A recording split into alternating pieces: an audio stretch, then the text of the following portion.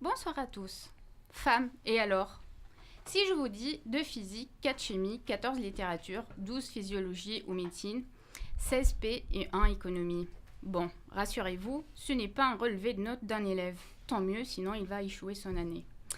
Mais c'est le relevé de notes de la représentation des femmes au prix Nobel. Eh ben oui, les femmes ne représentent que 4% de prix Nobel. Depuis 1901, il y avait juste 48 femmes lauréates de ce prix versus 833 hommes. Hallucinant, mais pourquoi? Prenons l'exemple de Marie Curie, cette scientifique d'exception, la première femme à avoir reçu le prix Nobel. Elle reste à ce jour la seule lauréate à avoir été récompensée dans 2 domaines scientifiques distincts. Malgré ce parcours scientifique extraordinaire, la reine de la radioactivité était écartée de l'Académie des sciences françaises par sexisme.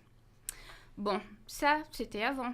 Mais non, ce problème est toujours d'actualité. Malgré qu'en France, les filles sont plus nombreuses que les garçons à décrocher le bac S. Moins de 30% des étudiants en sciences fondamentales sont des filles. Les femmes sont plutôt présentes dans les domaines scientifiques liés aux soins et à la relation aux autres, médecine, sciences du langage ou de l'éducation. A l'inverse, les hommes dominent les sciences de l'ingénieur, la robotique, l'aéronautique, les mathématiques et la physique. Autrement dit, c'est un peu comme si, même grands, les garçons devaient continuer à jouer aux voitures et aux vaisseaux spatiaux et les filles à la poupée.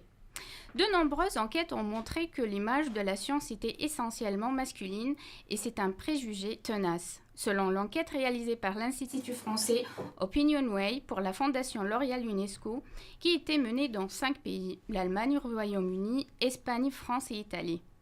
En gros, il révèle que 90% des Européens estiment que les femmes sont douées pour tous, sauf pour les sciences. Paradoxalement, les femmes sont quasiment aussi nombreuses, 66%, que les hommes, 67%, à penser qu'il leur manque au moins une qualité pour prétendre réussir en sciences. Que manque-t-il alors aux femmes pour parvenir à être des scientifiques de haut niveau?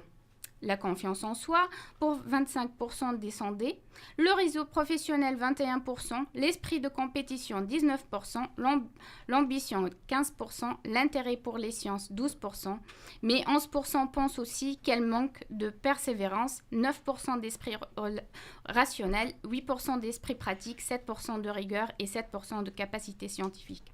Vous voyez, c'est juste 7% de capacité scientifique. Donc, probablement, c'est un manque de confiance en soi. C'est pourquoi la Fondation L'Oréal UNESCO a lancé en 2014, avec le soutien du ministère de l'Éducation nationale, le programme Pour les filles et la science, dont je suis ambassadrice, afin de promouvoir la recherche scientifique auprès des collégiennes et des lycéennes.